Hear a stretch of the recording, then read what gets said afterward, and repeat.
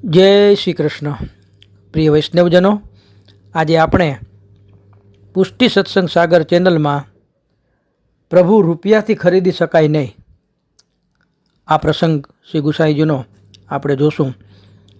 તો એ પહેલાં જો આપે પુષ્ટિ સત્સંગ સાગર ચેનલને સબસ્ક્રાઈબ ન કરી હોય તો સબસ્ક્રાઈબ કરો તથા અન્ય વૈષ્ણવ મિત્રોને શેર કરો, જેથી કરીને સત્સંગના નવા વિડીયોઝ તેમના સુધી પણ પહોંચી શકે. પુષ્ટિ સંપ્રદાયના મહાન પ્રચારક જગતગુરુ શ્રી ગુસાઈજીનો અદ્ભુત અલૌકિક પ્રતાપ બળ જોઈને સુરતના દિવાન તેમના સેવક બન્યા. દરરોજ પ્રભુની સેવા કરી રાજ દરબારમાં જાય અને વહીવટનું કામકાજ સંભાળે. રાજ્ય વહીવટના ભારને કારણે તેઓ યાત્રા કરવા જઈ શક્યા નહીં. વ્રજમાં જવાય નહીં, એનાથી એટલો કારભાર એની માથે દિવાન હતા. એટલે પણ તેમને શ્રીનાથજીના દર્શનની અત્યંત તાલાવેલી મનમાં રહ્યા કરતી. પ્રભુ દર્શનની આરતી સદાય હૃદયમાં ઉભરાતી અને અખિયા હરિદર્શન કી પ્યાસી એ ભાવ સદાય હૈયામાં રહ્યા કરતો કે કેદી શ્રીનાથજી બાવાના વ્રજમાં જાવને દર્શન થાય. આવો વિરહ એને કાયમી સતાવતો. પણ કામકાજના બોજ ચડે.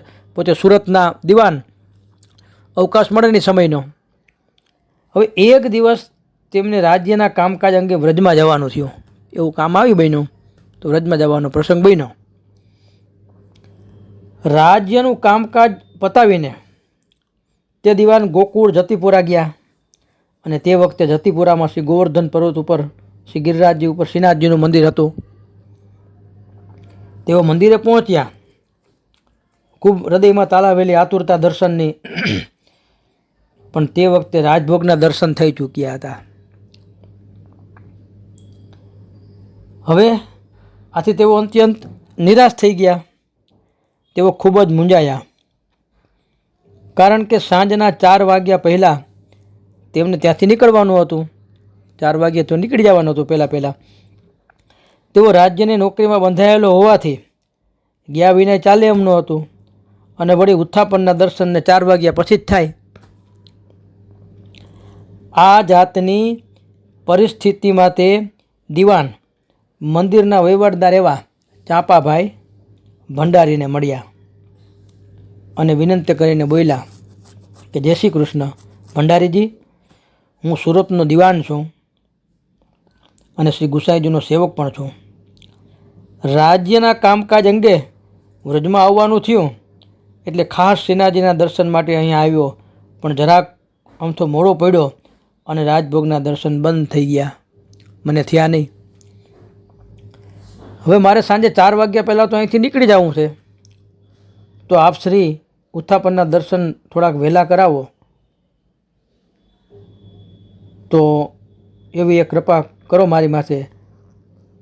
કેમ કે હું થોડાક રાજભોગના દર્શનમાં મોડો પડ્યો, પણ ઉત્થાપનના દર્શન જો 4 પહેલાં આપ કરાવો ને તો હું તમને રૂપિયા 10,000 ભેટ ધરીશ. એ વખતમાં 10,000 એટલે કેવડા થાય. આ ભેટની વાત સાંભળી અને ચાપાભાઈ ભંડારીને જરાક પોતે લોભાઈ ગયા. તેઓ વિચાર કરવા લાગ્યા કે હમણાં મંદિરમાં દ્રવ્યનો ઘણો જ સંકોચ છે અને આવડી મોટી રકમ જો ભેટમાં આવતી હોય તો થોડાક દર્શન વહેલા કરવામાં આપણું શું વયું જાય. કશો વાંધો નહીં, ભલે શેઠ દર્શન કરી લે, 10,000 રૂપિયા ભેટ તો ધરે ને, એના હિસાબે મંદિરની મુશ્કેલી કંઈક ઓછી થશે. તરત જ ચાપાભાઈ શ્રી ગુસાઈજી પાસે ગયા અને દિવાનની મુશ્કેલીની હકીકત તથા રૂપિયા 10,000 ભેટની વાત જણાવીને દર્શન વહેલા ખોલવા માટે આપશ્રીને વિનંતી કરી ચાપાભાઈ ભંડારીએ શ્રી ગુસાઈજીને. હવે ચાપાભાઈની વાત સાંભળીને શ્રી ગુસાઈજી બોલી ઉઠ્યા, અરે ચાપાભાઈ, તમે પૈસાની લાલચમાં ખેંચાઈ ગયા અને તે પણ આપણા સૌના પ્રાણ પ્યારા એવા શ્રીનાથજીના દર્શન કરાવવા માટે? પ્રભુને આ જ કિંમત? સાંભળો, આપણો પુષ્ટિ માર્ગ પ્રેમનો માર્ગ છે. તેમાં પ્રભુના સુખનો વિચાર કરવાનો હોય, આપણા સુખનો વિચાર નહીં. અહીંયા લક્ષ્મીનું તો કાંઈ મહત્ત્વ જ નથી, પણ લક્ષ્મીપતિનું મહત્ત્વ છે. માટે પ્રભુને રૂપિયાથી ખરીદી શકાય નહીં. ભલે આપણે ત્યાં પૈસાની તંગી હોય, પણ ભાવ અને પ્રેમની તંગી થોડી છે. એ તો નથી ને ભાવ અને પ્રેમની તંગી. આપણા પ્રભુ તો ભાવના ભૂખ્યા છે, પૈસાના નહીં.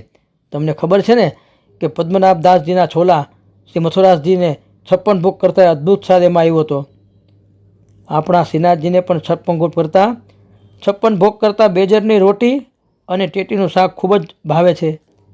એટલે મંદિરની આર્થિક સ્થિતિનો વિચાર કદી કરશો નહીં અને આવી વાત ક્યારે કરશો પણ નહીં. ગુસાઈજીએ એવો મીઠો ઠપકો ચાપાભાઈ ભંડારીને આપી દીધો કે પૈસાની લાલચમાં દર્શન વહેલા ખોલવા નહીં. પ્રભુ ભાવના અને પ્રેમના ભૂખ્યા છે, પૈસાના થોડા ભૂખ્યા છે. શ્રી ગુસાઈજીની વાત સાંભળીને ચાપાભાઈને પોતાની ભૂલ સમજાય અને પછી આપશ્રી ક્ષમા માંગી ચાલ્યા ગયા અને તેમણે દિવાનને જણાવી દીધું કે સમય કરતાં વહેલા દર્શન થઈ શકશે નહીં. તેમને ખાતરી થઈ કે પ્રભુ પ્રેમથી જ વશ થઈ શકે, પૈસાથી નહીં, રૂપિયાથી તેમને ખરીદી શકાય નહીં. આથી સાચું ગાયું છે કે પ્રેમની દોરીથી બંધાય વાલોજી મારો, પ્રેમની દોરીથી બંધાય. દુર્યોધનના મેવા ત્યાગી શાક વિદુર ઘર ખાય, વાલોજી મારો પ્રેમની દોરીથી બંધાય. ધર્મરાજાના યજ્ઞ મંડપમાં પાતળ જૂઠી ઉઠાવે, પ્રેમ થકી પારથ રથ હાંયકો છોડીને માન બળાય. તનક છાસ માખણને કાજે ગોપીઓ નાચ નચાવે, ગોપીજન કહે રંચક સેવા ભાવથી મેરું બની જાય, વાલોજી મારો પ્રેમની દોરી બંધાય. દયારામભાઈ પણ કહી ગયા કે કેવલ એક ભાવ ભૂખે ગીરધારી, કોઈ વસ્તુના હરી મન હારી. પ્રભુ રીઝતા નથી કોઈ વસ્તુથી, કેવલ એક પ્રેમ ભાવથી જ પ્રભુ રીઝે છે. એનું અહીંયા આપણે સત્સંગ રૂપે જોયું.